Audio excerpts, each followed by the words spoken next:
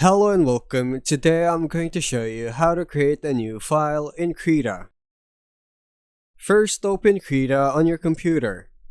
To create a new document, go to the top menu and click File, then New, or simply press Ctrl N on your keyboard.